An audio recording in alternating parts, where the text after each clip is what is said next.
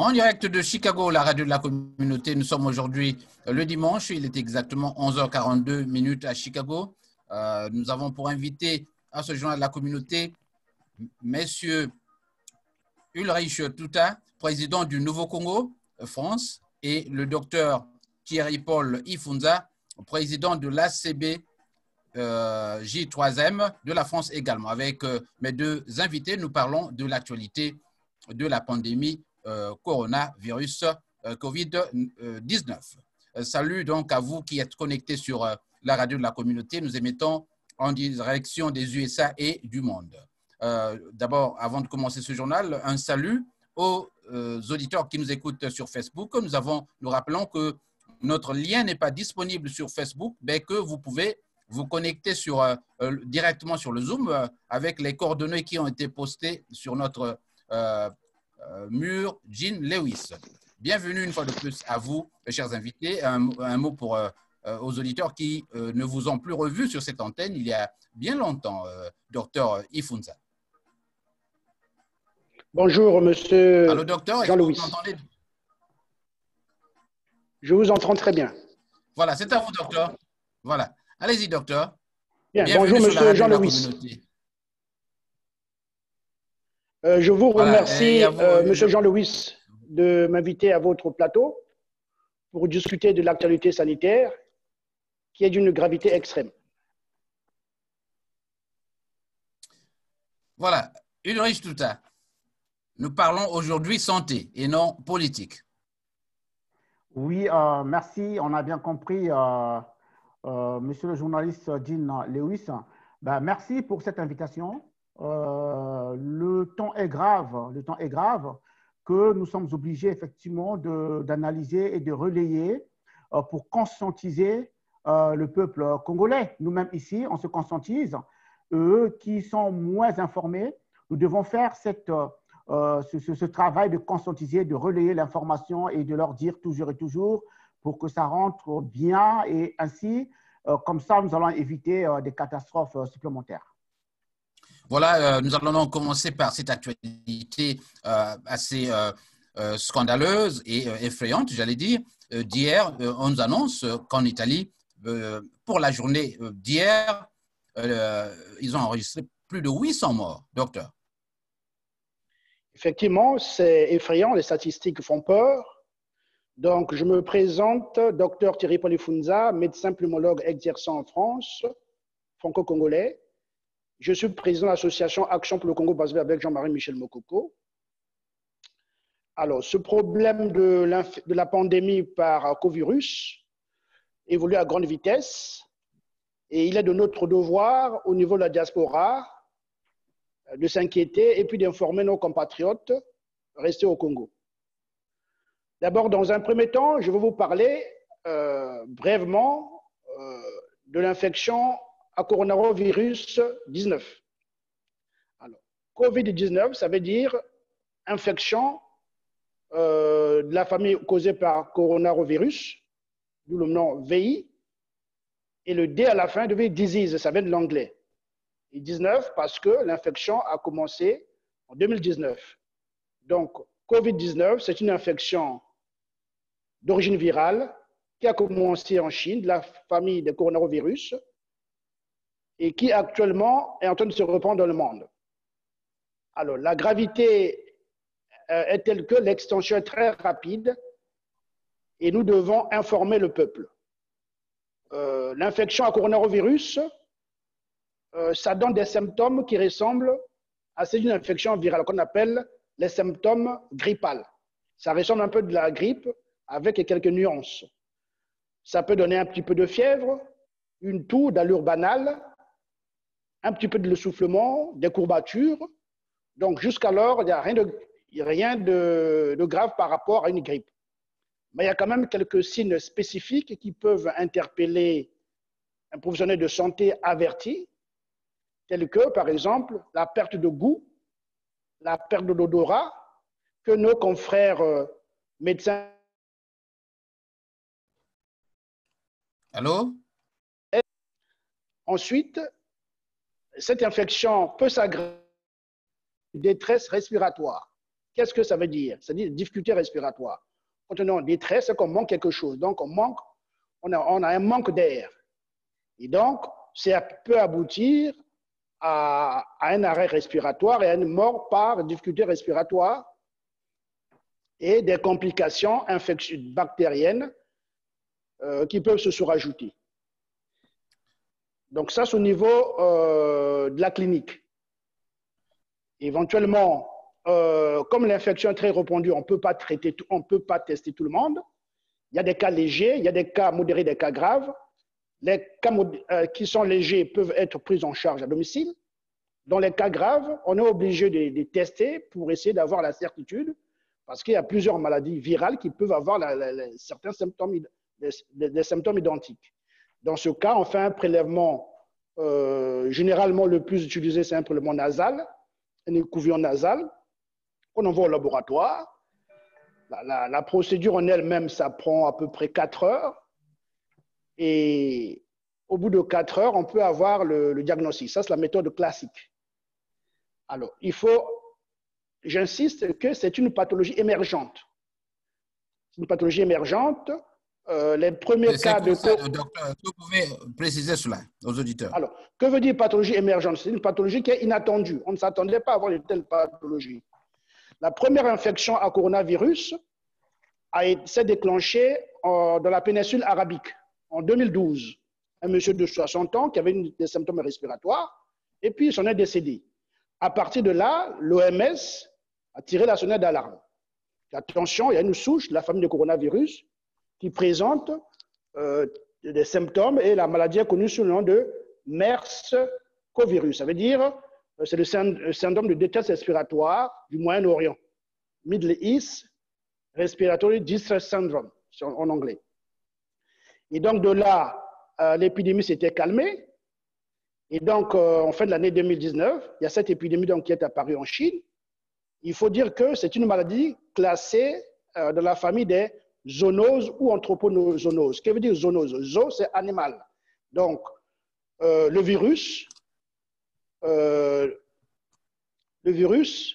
est véhiculé par l'intermédiaire des animaux vertébrés, généralement les pangolins, et puis les chauves-souris.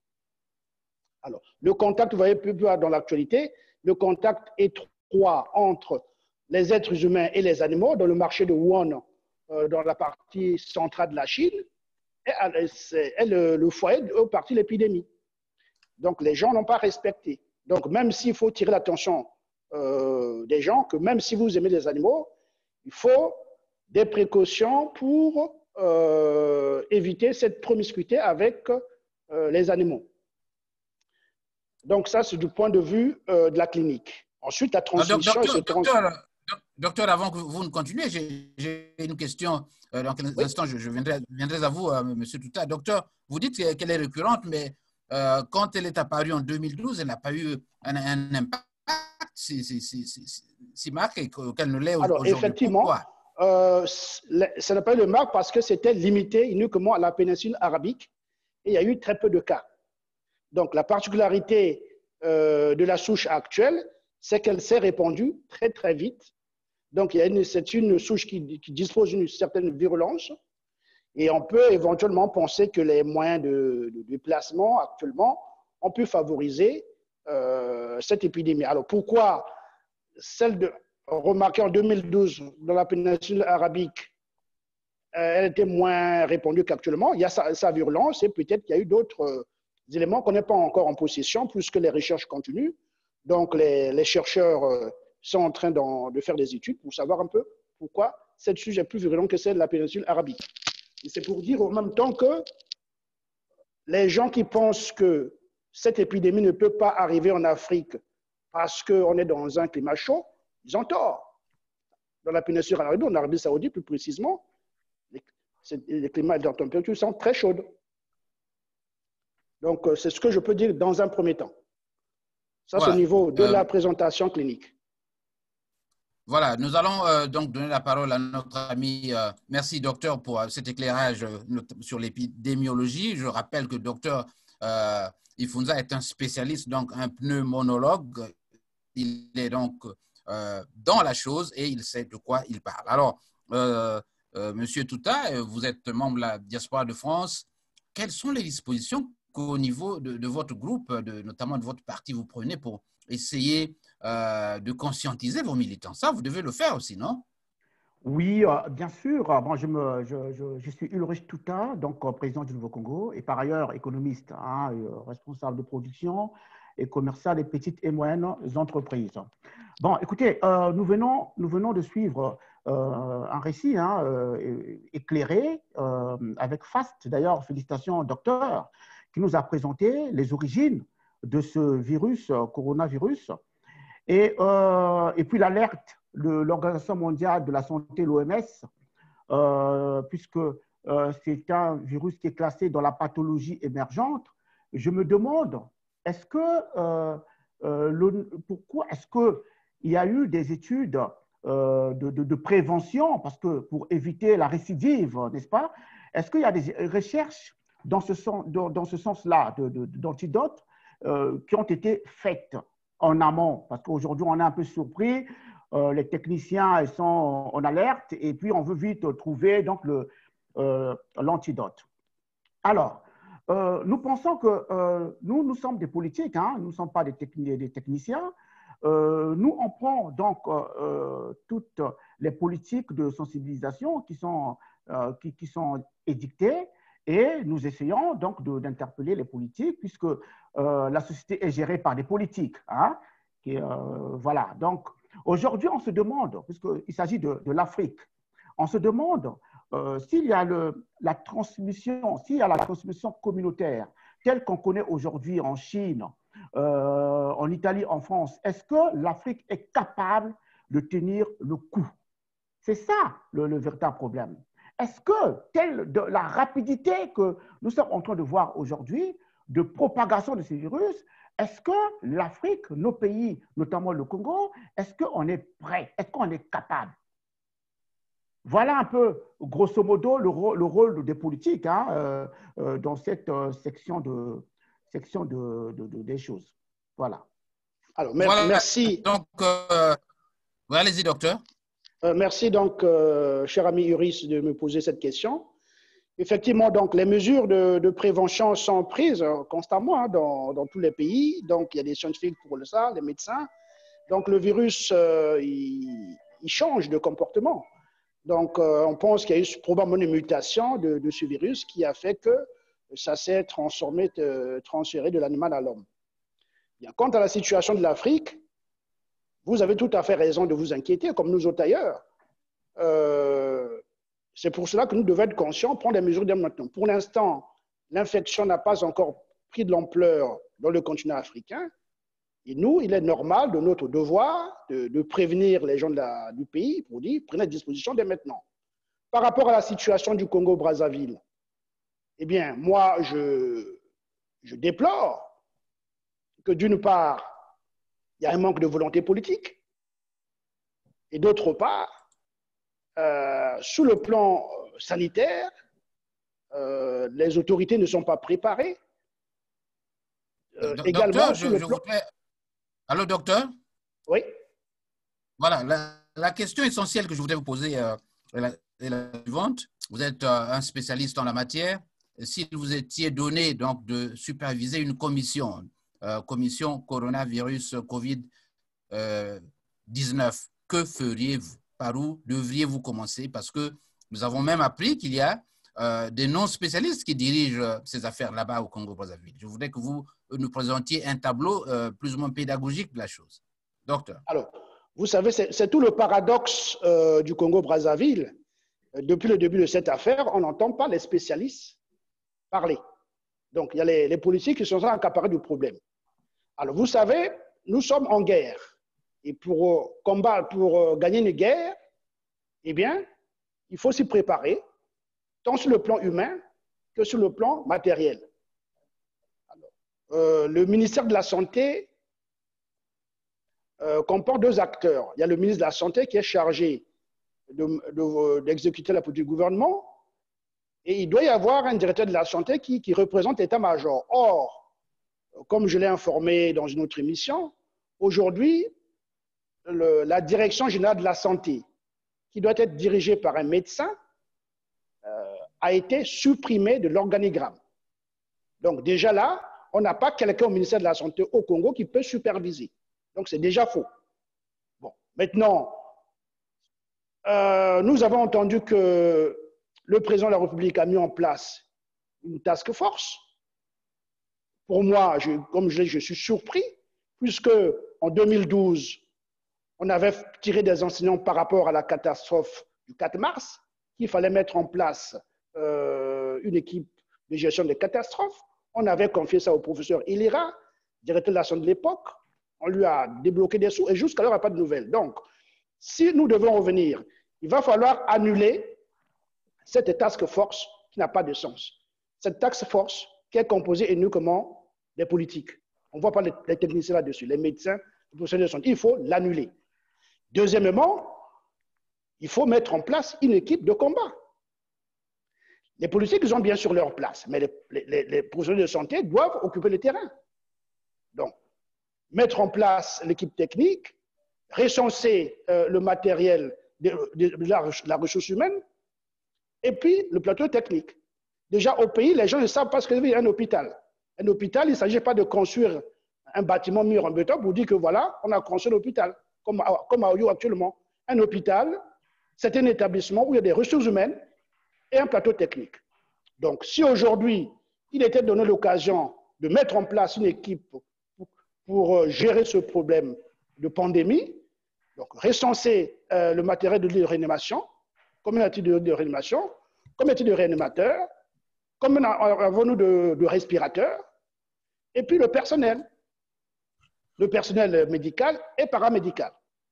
Au niveau de la pharmacie également, mettre en place un centre de gestion parce qu'on peut être amené à travailler à flux tendu. Donc, il faut. Et là, c'est une équipe qui est composée de médecins civils, de professionnels de santé, de civils comme les militaires. Alors, quand je vois l'arrêté qu'a publié le Premier ministre Clément Mwamba, il parle de cette task force, mais c'est honteux. Parce que pensent déjà nos frères de la RDC? Ils sont mieux préparés que nous. Ils ont des équipes de catastrophes, peut-être 4 à 6 équipes de catastrophes qui peuvent évoluer de façon autonome. Donc, il faut d'abord mettre en place, recenser, faire un projet. Et un projet s'élabore en groupe. Donc, ce n'est pas en solo. Ce n'est pas moi, docteur Ifunza, je vais mettre en place cette équipe. Non. Pour mettre en place une équipe, c'est en groupe, un projet, avec un cahier de charges. À partir du moment-là, on peut dire, voilà, l'équipe, on va réadapter au fur et à mesure. Et ce qui manque actuellement. Mais oui, mais cette équipe, elle travaille déjà, docteur. Pardon? Docteur, cette équipe, l'équipe est déjà en route. Que constatons-nous? Est-ce qu'il n'y a plus rien à faire? Alors, il y a l'opacité totale sur cette task force. L'opacité totale sur cette task force. Et puis cette équipe qui est composée de politiques des ministres, on ne sait pas plus. Donc, on ne sait pas quelles sont nos capacités techniques d'affronter cette épidémie. C'est ça le grand problème, le grand mystère. Et puis, on parlera tout à l'heure de la prévention. J'ai quelques propositions par rapport à la prévention, mais il faut déjà commencer par ça. Ça, c'est un premier point. Et puis, le deuxième point, il faut informer la population, puisqu'on sait qu'actuellement, 30% des gens contaminés en Chine ont eu un passage à l'hôpital. Donc, il faut informer les gens de rester chez eux, de ne pas aller à l'hôpital, et en même temps, faire développer la télémédecine. Bon, je sais que ce n'est pas facile en 48 heures, mais c'est là aussi l'échec de ce gouvernement. On se vante qu'on a la fibre optique, mais sans savoir l'utilité. Même l'université Marine-Gouabi n'est pas reliée au numérique. Alors, c'est le comble. Donc, à partir de ce moment-là, on informe la population. Je sais que le pouvoir de Brazzaville est habile pour étaler la char, pour lâcher des chiens quand il faut proclamer des élections. Mais il doit maintenant se convertir, informer la population que voilà, il y a tel risque, tel danger, rester à la maison, en sachant que aussi, ce n'est pas facile parce que les gens n'ont pas de salaire, les gens doivent se nourrir. Alors, ce que je peux dire aussi aux autorités, il faut qu'ils aient un peu d'humilité, de faire sortir l'argent, de distribuer l'argent, de donner autant aux gens pour s'approvisionner, et puis d'acheter le matériel médical qu'il faut, le matériel de protection, les gants et autre chose. C'est ce qu'on peut dire dans un premier temps. Voilà, Ulrich, toute ta réaction sur ce qui se fait au niveau du gouvernement maintenant? Oui, voilà. Donc, je ne vais pas redire ce qu'a dit le technicien, le docteur. Il a totalement raison. On assiste au Congo à une politique de basse mesure parce qu'on ne voit aucun technicien à la tête d'une chaîne de télé pour parler, pour prévenir ou interpeller le pouvoir. Ce sont les pouvoirs, le pouvoir, les ministres, Premier ministre qui vient, qui nous fait des annonces, première annonce, deuxième annonce, troisième annonce, ensuite de suite, beaucoup d'articles, d'arrêtés, 15 mesures, mais on n'a pas de techniciens, on n'a pas de médecins, on n'a pas de docteurs. Et après, mais vous avez quand même, Ulrich, vous avez quand même des mesures qui vont dans le sens de protéger la population. On est d'accord, non, je n'ai pas, je n'ai jamais dit, je n'ai jamais dit, non, je ne rejette aucune mesure. Je dis aujourd'hui, il faut que les mesures soient accompagnées des faits. Depuis que ça a commencé là, on n'a que des mesures. Qu'est-ce qui a été fait? Qu'est-ce qui a été fait? On sait qu'aujourd'hui, le b.a.-ba dans toute guerre, n'est-ce pas, pandémique comme ce qu'on a aujourd'hui, une pandémie virale qui se propage d'une façon très rapide, le b.a.-ba, c'est quoi? C'est doter les hôpitaux des masques de protection. Le b.a.-ba, avant d'aller plus loin. Mais quand on vient le premier jour, on nous bombarde des articles et tout ça, des mesures qui sont vraies, hein, je ne le dis pas, je ne les rejette pas, mais il n'y a pas d'effet, ce n'est pas suivi d'effet. Il faut une réaction tout de suite, c'est au pouvoir de doter les hôpitaux sur demande des techniciens qu'on ne voit pas. Ce sont eux qui balisent la problématique. Ce sont eux qui donnent le cahier de charge, comment attaquer. Et après, le pouvoir sort l'argent, sort des moyens. Aujourd'hui, le b.a.-ba n'est pas acté. On n'a rien, il n'y a pas de protection, des masques de protection, ça manque.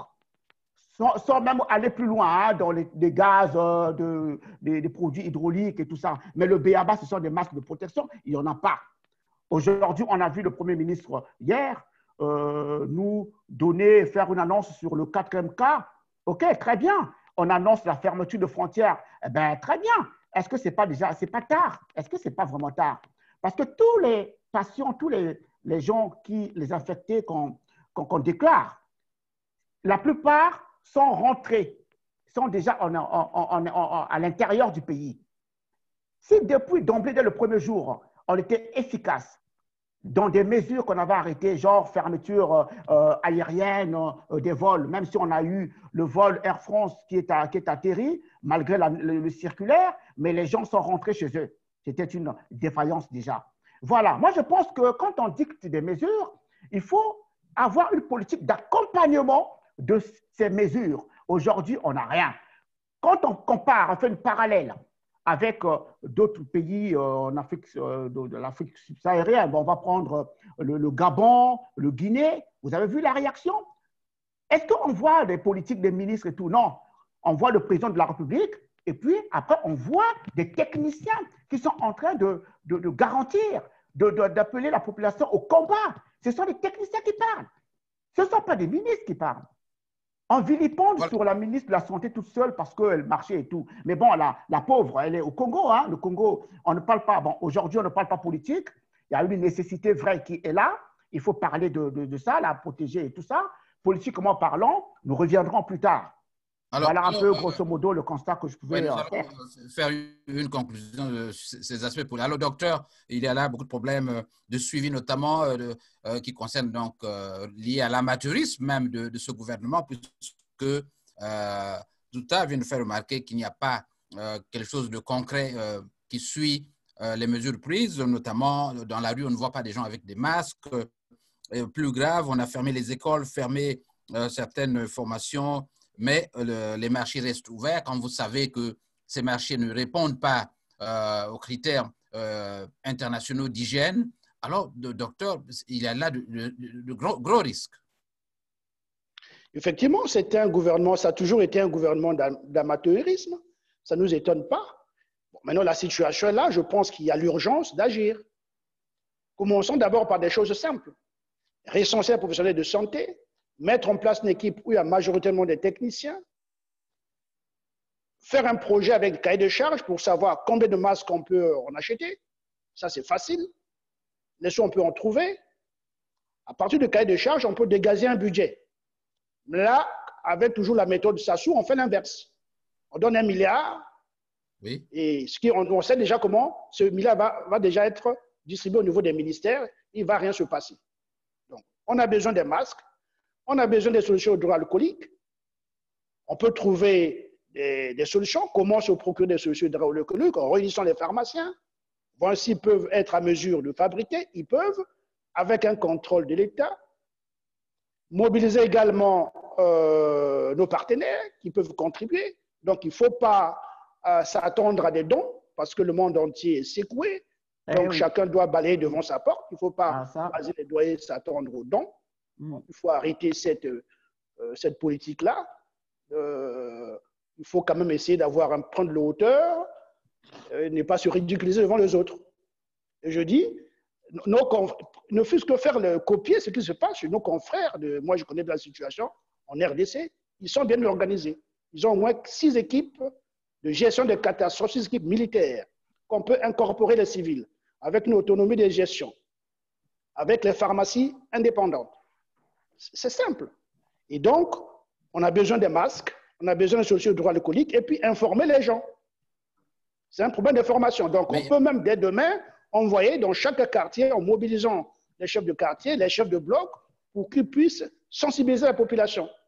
La population est assez intelligente pour comprendre qu'il y a un risque. Mais comme je disais, les gens n'ont pas d'argent, ils accusent plusieurs mois son salaire. Il va falloir que Denis Sassou Nguesso ait un peu d'humilité. C'est important. Ça ne sert pas qu'il puisse terminer, il veut mourir au pouvoir, avec la réputation d'être monstre. Non, je pense que ça, c'est pas fait. S'il veut être sorti par la grande porte, il faut un peu d'humilité. Donc, il faut qu'il donne l'argent pour qu'on achète les masques. Voilà, docteur. Distribuer l'argent aux gens pour que les gens puissent acheter à manger et rester confinés dans un peu de temps pendant 1 mois et voir au moins comment on peut évoluer. Et le reste, ce sont les techniciens qui vont se réunir. Donc, docteur, nous savons qu'à propos de Denis Sassou Nguesso, on ne l'a pas vu comme d'autres chefs d'État en train de faire des déclarations, ce qui aurait peut-être eu un impact plus important dans l'implication des... Bon, il y a plutôt que le Premier ministre qui est là. Ça, c'est un premier problème.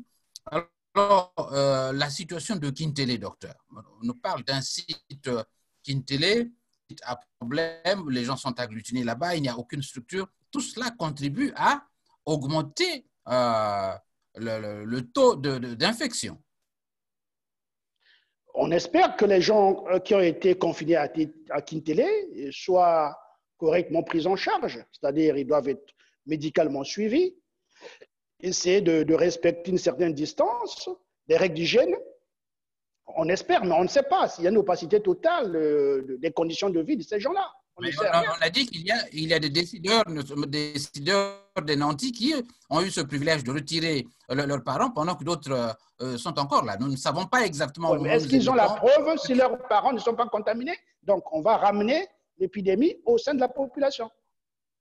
En sachant que la période d'incubation, elle est de 2 à 14 jours. Donc, les gens ils peuvent être négatifs dans un premier temps et une semaine après, ils se retrouvent positifs. Donc, ils sont obligés de faire répandre l'épidémie de la population. D'où l'intérêt d'informer la population. Heureusement qu'il y a beaucoup de cas mineurs. Aujourd'hui, j'ai même, dans mon hôpital, je suis d'astreinte là jusqu'à lundi matin, j'ai pu constater 2 cas mineurs, mais qui sont confinés. Donc, les gens de Kintélé, il faut qu'on sache dans quelles conditions ils sont confinés. Ce sont des êtres humains. On ne peut pas les reprocher d'avoir attrapé ce virus. Et donc, le gouvernement, les autorités doivent prendre la responsabilité, s'occuper de ces gens qui sont confinés à Kintélé. Alors, est-ce que vous avez quelques informations à propos? Oui, non, mais on est là aussi, on est la voix des sans-voix. Effectivement, les gens qui sont confinés dans les sites de Kintélé, certains à Brazza, comme ça, dans des parcelles, on a pu voir, puisque ces personnes qui sont confinées, ils ont pu, pour certains en tout cas, ils ont pu faire des films pour montrer dans quel état ils sont. Ils ont été déposés là-bas de force. Et sans eau, les robinets, il n'y avait pas d'eau, il n'y avait pas de produits de désinfection, il n'y avait rien, pas de nourriture, rien. Ils ont été dépossédés de ce qu'ils avaient. Donc, vous voyez un peu, nous sommes dans une situation qui est très grave. Il faut de la réactivité politique et sociale. Il faut, vous mettez les gens en quarantaine, mais vous leur mettez aussi à disposition des moyens qui leur permettent de continuer à vivre. Donc, ils ne savent pas comment est-ce qu'ils devaient manger. Ça, c'était le matin après. Le matin, ils ne savaient pas comment se laver parce que l'eau ne coulait pas dans les chambres. Le site à Kintele, l'eau ne coulait pas. Il n'y avait pas des agents de sécurité, sécurité sociale. Il n'y avait personne. Il n'y avait même pas d'infos. C'est grave. Ils sont abandonnés comme ça. Mais dans quel pays on vit? Pourquoi le Congo est aussi toujours dans une situation de mauvais élèves? Partout, le mauvais exemple. Mauvais exemple partout dans le monde entier. Il n'y a que le Congo. Il n'y a que le Congo. Vous mettez les gens en quarantaine et ils sont abandonnés. Il n'y a pas de suivi, rien du tout. Donc, j'interpelle les autorités à changer de politique, de manière de faire, de recenser les techniciens, comme a dit le docteur, et de leur permettre de travailler dignement. Qu'eux, qu'ils soient là, les politiques, qu'ils soient là à dégager les budgets, de l'argent et à faire le nécessaire pour commander ou je ne sais pas comment, donner les moyens aux techniciens, n'est-ce pas, de faire le travail. La situation est grave, il faut réagir maintenant, il faut freiner la propagation maintenant. Ça nécessite quoi? Ça nécessite le suivi des actions qui sont mises en place. Et je ne sais pas si les actions seront énumérées tout à l'heure par le docteur, c'est-à-dire que réduire le nombre de personnes dans les bus, on a pu voir, comme ça je laisse la parole, on a pu voir aujourd'hui, puisqu'on a des gens de la société civile à Brazza qui font quand même le travail, hein, qui vont qui vont voir, qui vont marcher. J'ai Christ Dongui qui a fait un film qui nous a montré l'état du marché hier ou ce matin. Nous avons pu voir les attroupements comme si on n'avait pas de problème, comme si nous n'étions pas en guerre. La guerre, il n'y a pas de riches, il n'y a pas de pauvres. C'est mondial. Les gens vaquent tranquillement. On regarde des bus, mais vraiment surchargés. Dans des marchés, les gens ne sont pas protégés. Il n'y a pas de masque. Tout le monde fait comme il veut. Mais le pire, si nous ne prenons pas des vraies précautions, ne suivons pas les mesures barrières qui sont mises en place. Bon, encore les mesures barrières, il faut les mettre. Mais si elles ne sont pas accompagnées par des produits de protection, ça ne servira à rien. Donc, si on ne fait pas attention, dans quelques jours, il y aura des morts en cascade dans nos pays, notamment au Congo-Brazzaville. Oui, juste avant de donner la parole au docteur, je voudrais donc rappeler à tous ceux qui suivent l'émission que nous n'avions pu nous connecter directement sur Facebook, toutes nos excuses. Alors, j'ai depuis hier donné le numéro Zoom en audio pour ceux qui veulent intervenir, poser des questions au docteur et à Ulrich. Vous avez le numéro, donc, pour ceux qui écoutent l'émission peuvent l'écouter en audio. Pour les auditeurs du Canada, vous prenez votre stylo. Ce numéro est même sur mon mur, Jean Lewis. C'est le 647 558 05 88. 647 558 05 88 pour les auditeurs du Canada. Et pour ceux des USA, vous pouvez composer le 669 900 6833. Je reprends, 669 968 33. Vous pouvez donc directement écouter l'émission. Nous avons un maximum de 100 places. Vous pouvez donc vous connecter en audio et écouter cette émission. Alors, j'ai pour vous mis mon téléphone pour que vous puissiez suivre l'émission. Alors, merci donc à vous. Alors, docteur, nous allons, peut-être, c'est le temps d'aborder les aspects liés à la prévention, aux mesures urgentes, pratiques que le gouvernement devrait observer. Et même la population devrait suivre. Docteur. Concernant la prévention, je pense que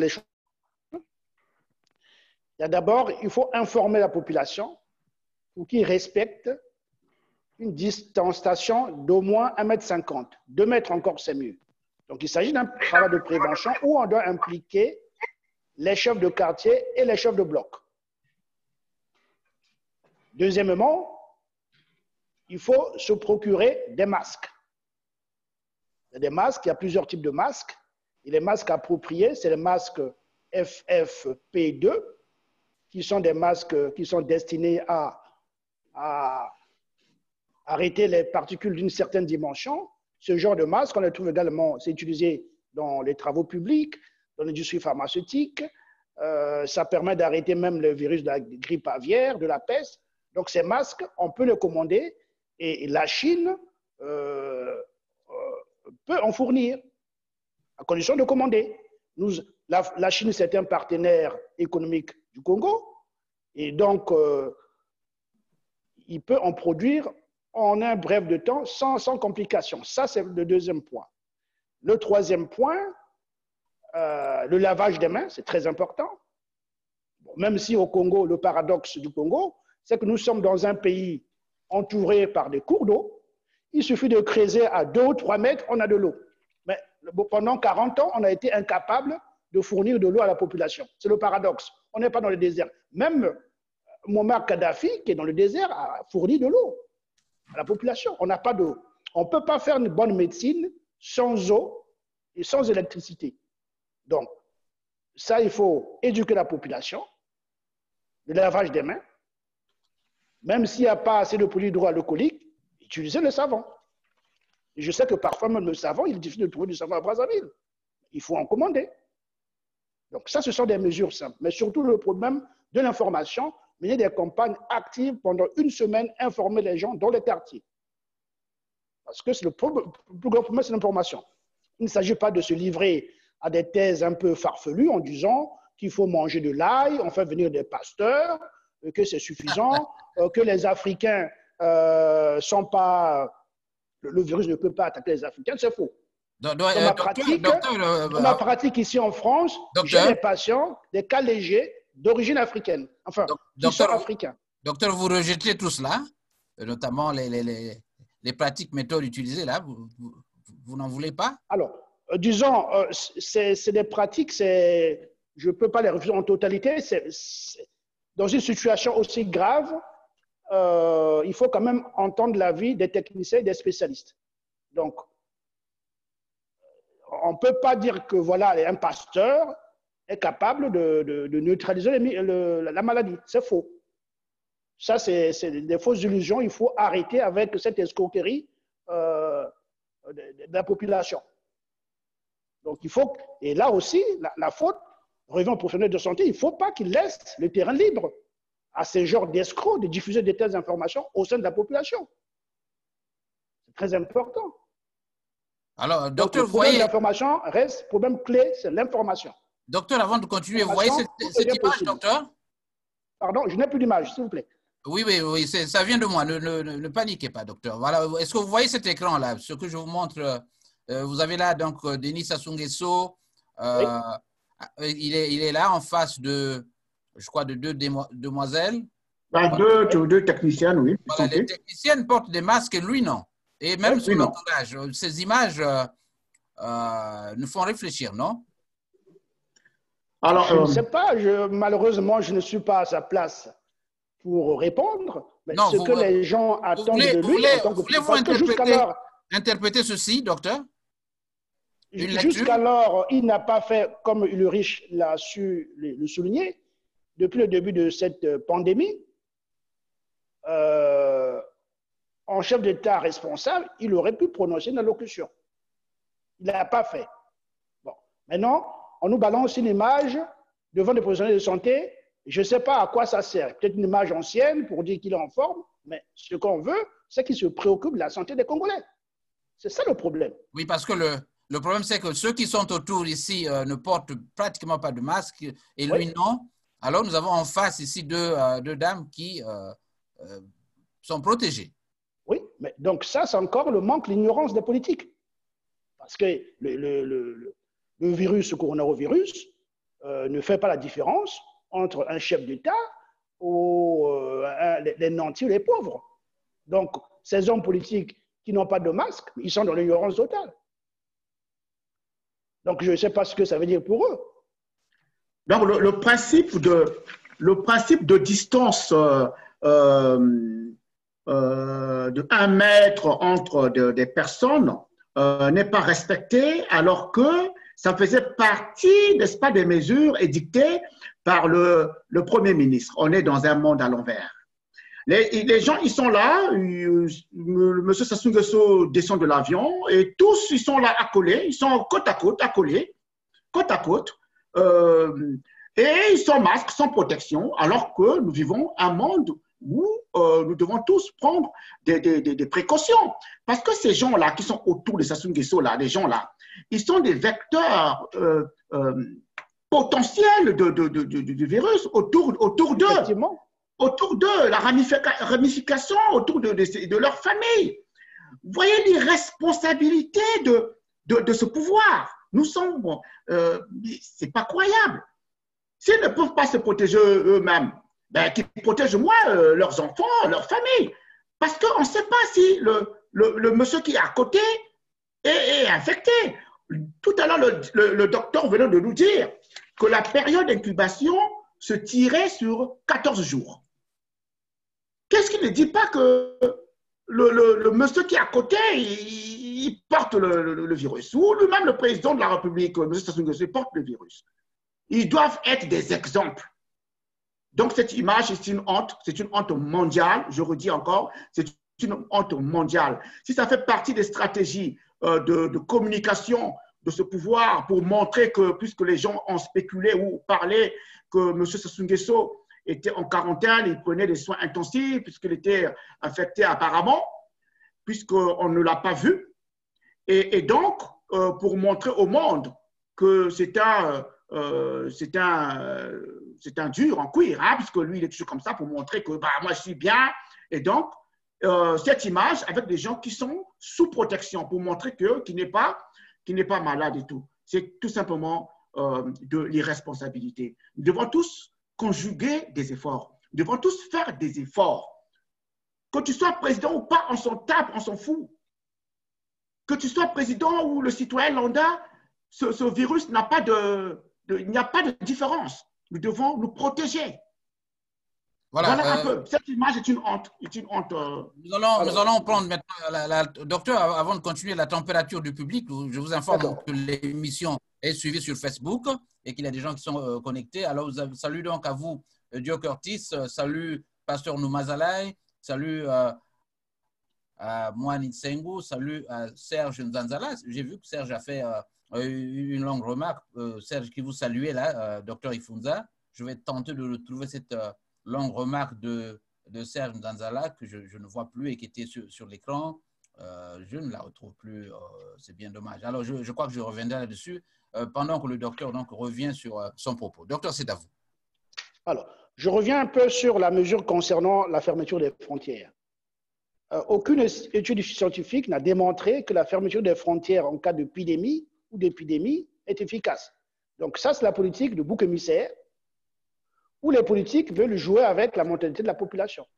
Donc cette mesure qui a été prononcée par Clément Mwamba ou par le président par l'intermédiaire de son premier ministre, c'est une mesure obsolète qui n'aura aucun effet.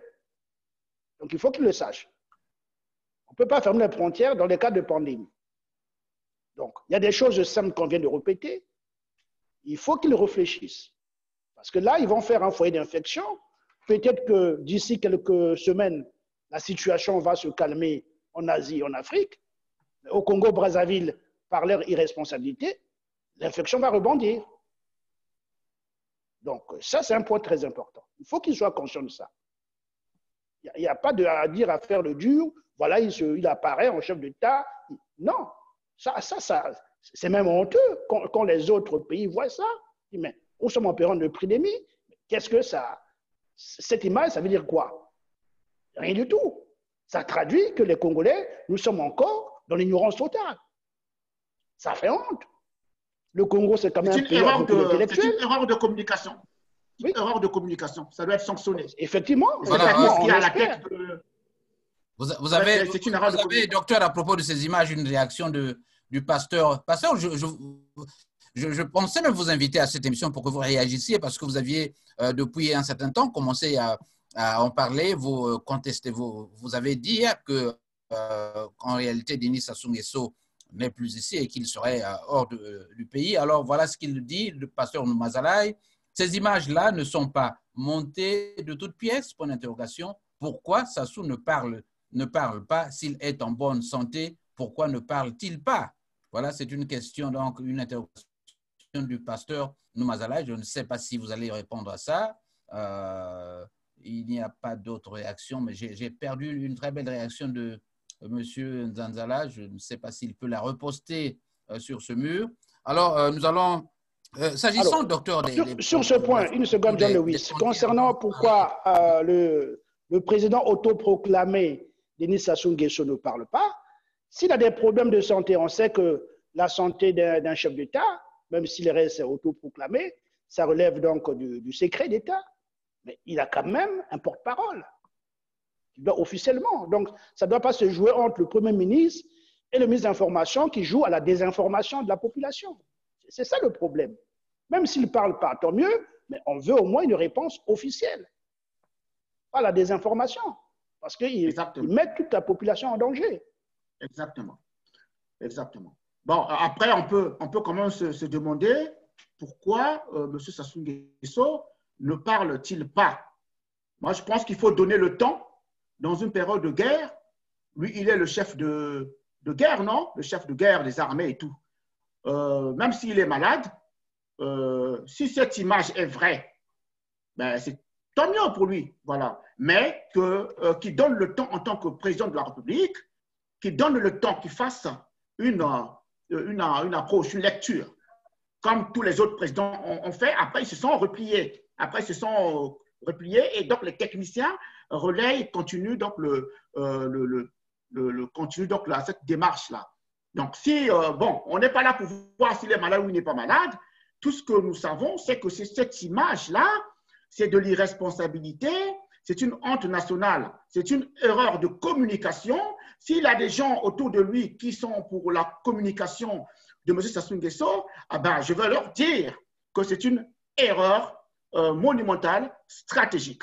Voilà. Voilà, docteur, vous allez répondre à une interrogation de M. Serge Nzanzala, d'abord qui est très content de le voir sur le plateau. Voilà ce qu'il dit. Je suis d'accord avec votre invité et lui fait part de ce que j'ai écrit dans mon livre, dans Jean-Marie Michel Mokoko, donc mon président. Voilà, il faut mettre fin à l'organisation actuelle de l'exécutif et créer un Conseil national de la santé et de l'hygiène publique en remplacement, j'allais dire, du ministère de la Santé. Il serait composé des experts et techniciens sur les questions de la santé et l'hygiène publique. Voilà. Mais voilà, vous allez répondre à ceci. Le Maroc le Maroc a commencé à produire la chloroquine pour traiter le coronavirus. Les pays comme le Congo doivent participer au développement de cette industrie pharmaceutique marocaine en participant à son capital. Qu'en pensez-vous, docteur, sur la chloroquine? Parce que j'ai même appris qu'en France, là-bas, c'est un produit qui a été rejeté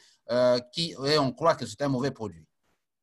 Alors, effectivement, la chloroquine, dans la deuxième partie de votre question, de monsieur qui a posé cette question, la chloroquine a démontré, la chloroquine, d'après les premiers essais, a une certaine efficacité sur l'infection à coronavirus.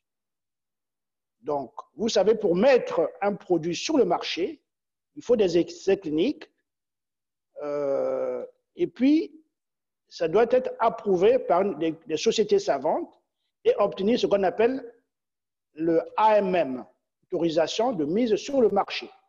Parce que utiliser un produit sans avoir respecté cette procédure, ça engage les scientifiques, ça engage les médecins, ça engage l'industrie pharmaceutique.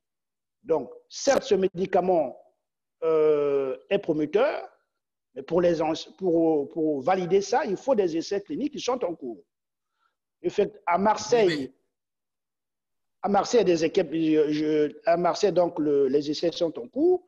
Le traitement a montré qu'au bout d'une semaine de traitement, il y a une diminution nette de la charge virale dans l'organisme. Les études également en Chine vont dans ce sens, mais pour l'instant, ce n'est pas encore validé. Donc, que le Maroc ait déjà proposé ce traitement, ou les autorités marocaines aient validé ce traitement, ça n'engage que les autorités marocaines, mais peut-être pas le fabricant qui n'a pas encore obtenu l'AMM, autorisation de mise sur le marché, par rapport à cette indication. Mais peut-être dans le futur, ça peut devenir. Docteur, la chloroquine, elle fait partie de la classification des quinines et autres. Oui, effectivement, c'est indiqué dans le paludisme. Voilà. Je suis surpris que ce soit l'Europe qui agisse. Par rapport à cette infection, pour l'instant, ce n'est pas encore validé par la communauté scientifique. Il faut aussi savoir que les gens qui meurent d'infection à coronavirus, oui, ils meurent parce qu'il y a ce que nous on appelle surinfection, c'est-à-dire chacun de nous a dans l'organisme des microbes qu'on vit avec. Donc, au moment où l'organisme est en mauvais état, ces microbes deviennent virulents. Donc, les gens meurent par les complications qui sont dues à d'autres microbes qu'on appelle le pneumocoque, le plus fréquent. Et donc, il faut que nos États, nos autorités de santé aient à disposition un médicament, un antibiotique simple comme la pénicilline qui est efficace contre le pneumocoque ou d'autres familles en cas de résistance à la pénicilline. Il faut qu'il y ait ça à disposition parce qu'ils vont mourir de ces complications. Et nous avons en Afrique, chez nous, au Congo-Brazzaville, des gens qui sont sensibles, qui sont vraiment fragiles aux infections à pneumocoque. Mais pour l'instant, on ne peut pas généraliser, ce n'est pas encore validé la chloroquine. Et je ne rejette pas que voilà, ça ne puisse pas être dans le futur. On doit respecter, même s'il y a l'urgence, il faut respecter la procédure scientifique. On ne peut pas tergiverser sur ça. Docteur, à propos de cette lenteur dans la publication des brevets, c'est plutôt chez nous ici, ce que nous appelons le Food and Drug Administration, donc le FDA, qui est oui, c'est ça. Qui a la palme dans la lenteur. Mais j'ai appris, par exemple, que hier, le président a demandé qu'on accélère la publication ou bien la vente du test de 45 minutes plutôt que de 3 jours. Ça, c'est le président Donald Trump ou lequel président vous parlez? Voilà, de Trump, bien sûr. Donc, à partir de la semaine prochaine, nous aurons ici un test de 45 minutes, ce qui va faciliter les choses, notamment dans le... Là encore, M. John Lewis, il faut différencier entre le discours politique et le discours et les décisions scientifiques. Donc, non, il ne s'agit pas de cela. Il s'agit d'une information officielle, c'est-à-dire que le discours politique a fait des pressions sur le FDA pour qu'on accélère justement la mise sur le marché du nouveau test de dépistage qui devrait permettre aux gens de connaître des résultats en 45 minutes plutôt que 3 jours comme on le fait maintenant. Oui, alors, normalement, ce n'est pas 3 jours. Normalement, c'est en 4 heures. Le test actuel, c'est en 4 heures. 4 heures. Bon, voilà. Maintenant, alors, est-ce qu'en Europe, il ne peut pas avoir une action de ce genre pour que les politiques fassent des pressions sur la communauté scientifique au niveau de l'Institut Pasteur, par exemple, parce que c'est une situation tout à fait exceptionnelle, pour accélérer les choses, docteur? Oui, c'est-à-dire qu'il faut que les scientifiques s'entendent et puis qu'il y ait suffisamment de réactifs par rapport à ce test rapide pour qu'on puisse se généraliser, parce que pour l'instant, c'est très restreint. Moi, j'ai eu par exemple les 2 cas que j'ai vus aujourd'hui, qui sont des cas légers. La clinique est compatible, mais vu le fait que l'état de santé de ces 2 patientes que j'ai vues ce matin ne sont pas graves, on le confine, on le surveille, mais on ne fait pas les tests, on réserve ça à des cas graves. Donc, c'est un problème de réactifs. Il faut que l'industrie puisse s'adapter. Il faut qu'on ait des réactifs suffisants. Donc, ce n'est pas évident. Et je sais qu'au niveau de FDA, et je sais que c'est l'une des institutions les plus sévères. Une fois que c'est vraiment adopté par cette institution, c'est peu probable que ça puisse être contredit ailleurs. Je sais que les Américains sont très rigoureux sur ce genre de décision. Absolument. Alors, je vais vous lire quelques rapides remarques et puis nous passerons à la conclusion sur l'implication des politiques dans même la gestion de la pandémie au Congo-Brazzaville. Alors, vous avez Pasteur Noumazala, il est impératif de savoir si le président est malade ou pas, d'autant plus que la Constitution l'exige. Vous avez Mohamed Senghou, ces images de Sassou ont un caractère purement propagandiste. Serge Nzanzala, le Maroc vient d'obtenir cette autorisation. Alors, nous allons donc, alors pour ceux qui veulent intervenir en audio, vous pouvez le faire rapidement sur, vous pouvez m'appeler sur message, sur Messenger, ou encore le faire sur Zoom. Vous avez déjà les coordonnées sur mon mur, Jean Lewis. Alors, tout ça, nous allons conclure sur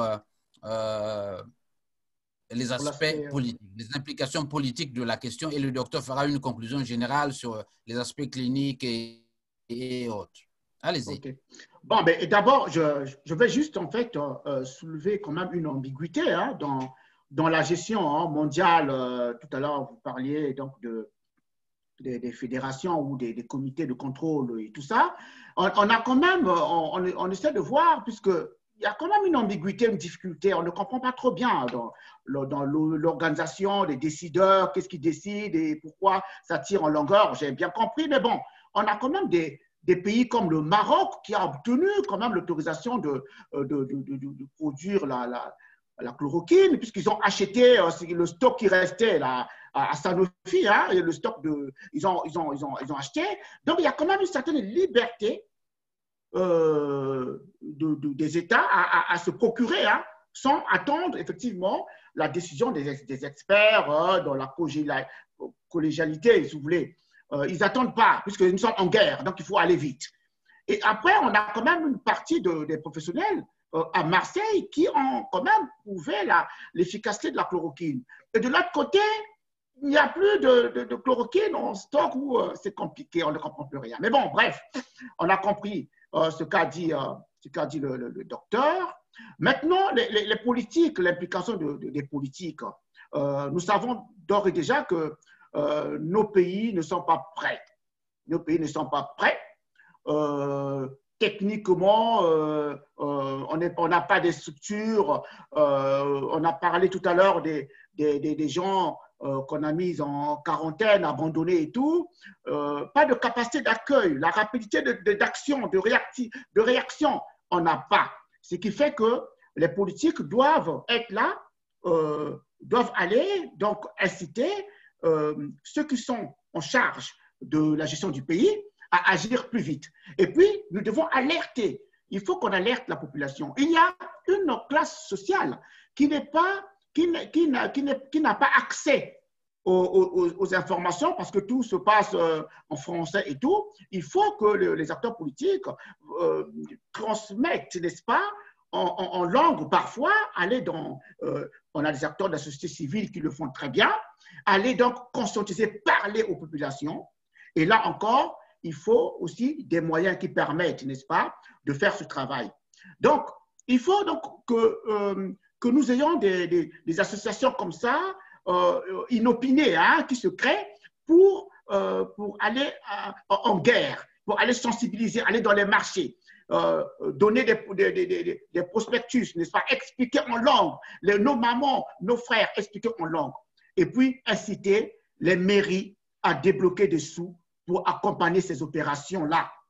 Nous avons vu qu'il y a eu une réunion organisée par la mairie de Pointe-Noire qui a débloqué 50 millions de francs CFA, l'argent qui va être versé à une cellule créée donc pour cette guerre-là et tout. Mais nous savons d'ores et déjà que quand un budget, peu importe le projet, quand il est débloqué au Congo, le budget ne va pas jusqu'à la fin de la chaîne.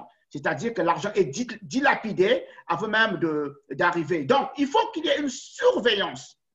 Les politiques doivent comprendre que leur politique, qui consiste à dilapider l'argent de deniers publics, doit être mise entre parenthèses. Et donc, j'incite les politiques qui sont à l'intérieur du pays, l'opposition, peu importe, la mouvance présidentielle, peu importe, de tirer la sonnette d'alarme pour que les budgets qui sont arrêtés dans les mairies, il faut qu'ils les suivent, il faut qu'ils aillent voir ces associations-là qui ont la responsabilité d'aller faire cette opération de ravitaillement des produits de première nécessité ou les masques, ou encore d'autres produits. Il faut que les politiques aillent au contact direct sur le terrain, suivre comment se font les choses, comment se passent les choses pour que les budgets soient utilisés pour ces opérations. Parce que nous connaissons que le Congo, c'est une catastrophe financière, c'est une pompe à sous, mais nous sommes en guerre, ça concerne tous les Congolais. Ce virus ne concerne pas le ministre, le premier ministre, le riche, le moins riche, ça concerne tout le monde. Nous devons nous protéger. Les politiques doivent être là pour accompagner le travail des techniciens de terrain et parler, communiquer, transmettre, interpeller. Voilà un peu ce que j'avais grosso modo à dire. Merci donc à toi. Bon, je voudrais d'abord, avant de donner la parole à Serge Flavier qui vient d'arriver sur le plateau et au docteur de conclure, je voudrais donc te dire, donc à toi, mon ami, que l'attribution des parce que je suis du domaine, c'est pourquoi je vous en parle, l'attribution des brevets pays a des procédures cliniques qui sont très longues. Vous avez des volontaires qu'on va prendre, il y a des risques que ces volontaires prennent. On fait des tests aussi bien sur les animaux que sur les hommes et on les observe. Et c'est pour cela que un brevet peut prendre jusqu'à 10 ans pour être publié. Vous savez, le docteur dit que le FDA en la matière a une certaine rigueur qui se passe. Okay. Alors nous avons donc Flavier, vous allez donc intervenir parce que le docteur va bientôt conclure. Je vois que vous avez refermé votre micro là. Je ne le vois plus. Vous risquez de ne plus parler. Alors, docteur, allô Flavier, je vois qu'il est, il est préoccupé. Il est parti, il est off. Bon, je crois qu'il est préoccupé à faire autre chose. Il n'est pas avec nous. Alors, allô Flavier. Je suis là, oui, Jean. Oui, allez-y. Donc, il est en audio. Oui, j'ai juste voulu couper la version vidéo. Par rapport à l'environnement dans lequel je me trouve. Et la consigne que nous avons donnée, bien sûr. Voilà, donc en audio, je peux passer, je crois que ça ne poserait pas trop de problème. Rapidement, ce que je voulais dire, c'est ceci. La situation que nous vivons aujourd'hui. Oui, vous me suivez? Allô? Est-ce que vous me suivez? Oui, est-ce que vous me suivez? Oui, en tout cas, nous, vous devez vous replacer. OK, très bien. Donc, je disais que la situation qu'on vit est une situation exceptionnelle, qu'on ne devrait plus tolérer trop de tâtonnements au sommet de l'État. Monsieur Denis Sassou Nguesso, j'en conviens avec le docteur, devrait prendre, et puis Ulrich Tuta aussi l'a dit, Monsieur Denis Sassou Nguesso doit prendre ses responsabilités constitutionnelles, il doit les assumer. Pour ce qui est de la sensibilisation, pour ce qui est de la mobilisation des forces vives de la nation pour pouvoir lutter contre cette pandémie, le chef de l'État doit prendre la tête de pont de cette mobilisation. Et ça, c'est très important. C'est ce que nous vivons aujourd'hui dans les pays occidentaux. Aux États-Unis, vous avez constaté que pendant les 2 premiers mois ou le premier mois, quand le président Trump a voulu politiser cette question, il a retardé tout le système de riposte des États-Unis. Et lorsqu'il a pris la vraie mesure de la situation et qu'il a compris que cette pandémie n'était pas une simple cabale politique de ses adversaires démocrates, nous le voyons aujourd'hui vent debout à la tête de la mobilisation et il est sur tous les écrans de télévision tous les jours en train de coordonner le dispositif de lutte. Donc, en ce qui concerne le Congo, moi, je dirais que M. Denis Sassou Nguesso, s'il jouit encore de sa santé, de sa bonne santé, qu'il reprenne les choses en main, c'est lui le chef de l'exécutif. Nous ne sommes pas en période électoraliste ou en période électorale. Il est le chef de l'exécutif, il doit prendre les choses en main et prendre le leadership du dispositif national de lutte. Comme disait le docteur tout à l'heure, le dispositif mérite d'être revu. C'est-à-dire qu'il faut retirer tous ces politiques qui viennent pour distraire le peuple, qui ne disent et ne font rien de concret pour préserver le pays et les remplacer par des techniciens. Si vous suivez les interventions des autres chefs d'État à travers le monde, chacun vient s'exprimer sur la base des données, sur la base des informations et des avis des techniciens. On vous parle de la communauté scientifique, presque dans tous les pays. En France, la France qui est notre exemple, M. Macron l'a démontré. Lorsqu'il vient s'adresser à la nation, il le fait sur la base des informations qu'il collecte auprès de la communauté scientifique française. Où se trouve la communauté scientifique nationale congolaise? Où sont les professeurs et les docteurs en épidémiologie, en virologie? Le Congo en a. Moi, je peux vous donner un nom, si cela était nécessaire. Je connais un professeur en virologie qui aujourd'hui travaille à Brazzaville au laboratoire national et au ministère, je pense, de l'enseignement supérieur. Donc, il y a un problème d'utilisation des cadres. La fameuse maxime de l'homme qu'il faut à la place qu'il faut. Ça a toujours été un slogan des marxistes qu'on n'a jamais appliqué dans les faits. Et donc, pour simplifier les choses, je vais dire la fameuse task force mérite d'être dissoute et reconstituée pour qu'on y place des techniciens, des spécialistes, et qu'on leur donne à la fois le pouvoir et les moyens de réorganiser le dispositif national de lutte contre la pandémie du Covid-19. Et c'est eux qui vont désormais dire à la nation, donc aux politiques, qu'est-ce qu'il faut faire, quelle information donner à la population, quelles mesures prendre et appliquer. Parce que le copier-coller auquel nous assistons aujourd'hui, à mon avis, est dangereux. Il y a des mesures qui sont applicables en Occident, qui peuvent être efficaces, mais qui vont s'avérer inefficaces dans un pays comme le Congo. Je vais donc conclure sur cet aspect. Lorsque de façon tous azimuts, je vais même dire de façon cavalière comme ça, on décide de fermer tous les lieux de commerce. Les bars doivent fermer, les boîtes de nuit doivent fermer, les marchés, tout, on ferme tout d'un coup comme ça. Est-ce que cette task force a pris le temps de faire une étude ou une évaluation de l'impact que chaque mesure va avoir à la fois sur la vie économique et sur la vie sociale de la nation? Moi, je ne sais pas, je me demande s'ils se sont posé cette question. Ici, c'est une réalité un peu différente dans les pays occidentaux. Mais dans un pays comme le Congo, là où même les salaires ne sont plus versés de façon régulière, il y a des fonctionnaires qui aujourd'hui vivent grâce aux recettes de leurs petits bars, leurs petits débits de boissons. Mais quand vous décidez de façon tous azimuts de tout fermer, vous envoyez ces gens-là à un suicide avec leur famille. Alors qu'il suffirait, par exemple, de restreindre la fréquentation de ces lieux pour dire qu'il n'y a plus de consommation de masse sur place, mais les gens peuvent aller s'approvisionner pour boire à domicile. En ce moment, ceux qui restent à domicile confinés ne vont plus trop s'ennuyer parce qu'ils ont de quoi se recréer ou étancher leur soif. Et ceux qui vendent de la boisson pour trouver de quoi survivre avec leur famille ont également la possibilité d'écouler leurs produits. Ça, ce n'est qu'un exemple. Si on a assez de temps, on peut rentrer en profondeur mesure par mesure. Donc voilà ce que j'avais à apporter comme contribution. Il est temps de laisser les calculs politiciens de côté et de regarder la situation, de mobiliser toutes les ressources en tant que nation afin que, ensemble, tout le monde apporte ce qu'il a de meilleur en lui pour faire que le Congo essaie quand même de résister. Voilà ce que je pouvais ajouter. Merci. Alors, merci donc Serge Flavier, qui est un ami de la radio. Alors, docteur, vous allez répondre. Peut-être que tout à l'heure, vous aurez à répondre sur quelques aspects de son intervention. Mais, docteur, il y a là une question une remarque de notre ami Serge Manzanzala, qui est toujours très actif ici.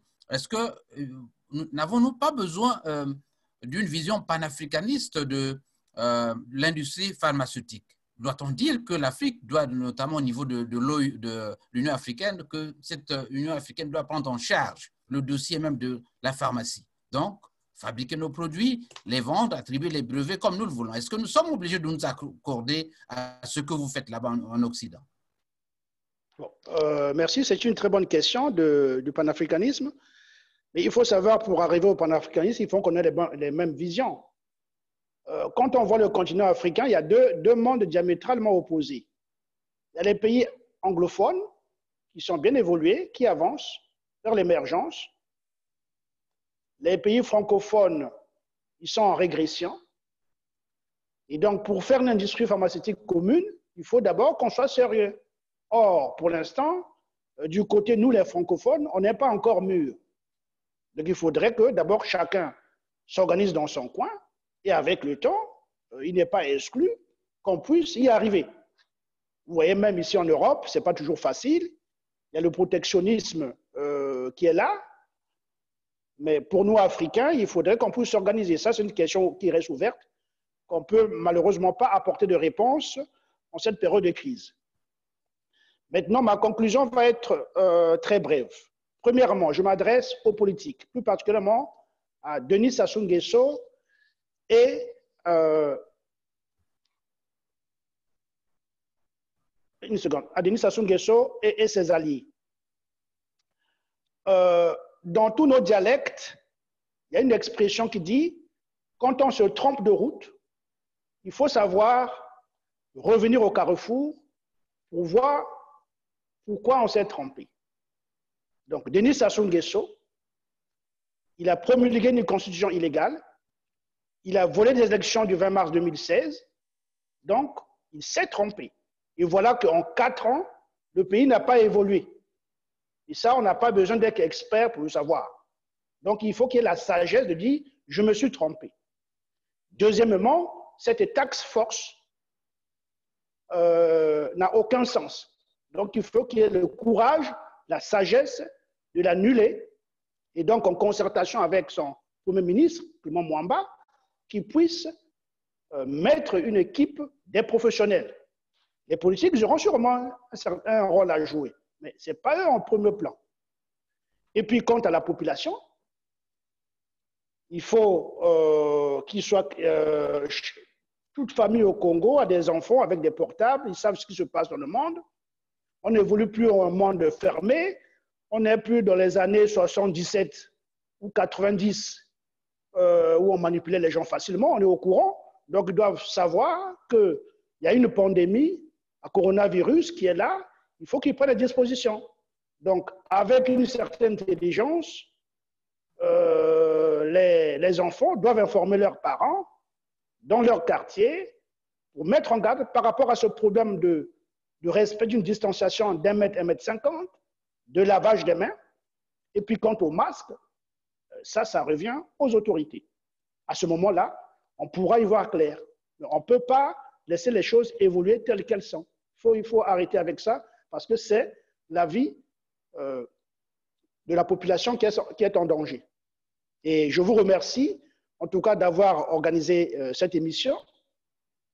Nous espérons que nos compatriotes pourront le suivre et pour qu'ils ne restent pas dans l'ignorance, parce que leur vie en dépend.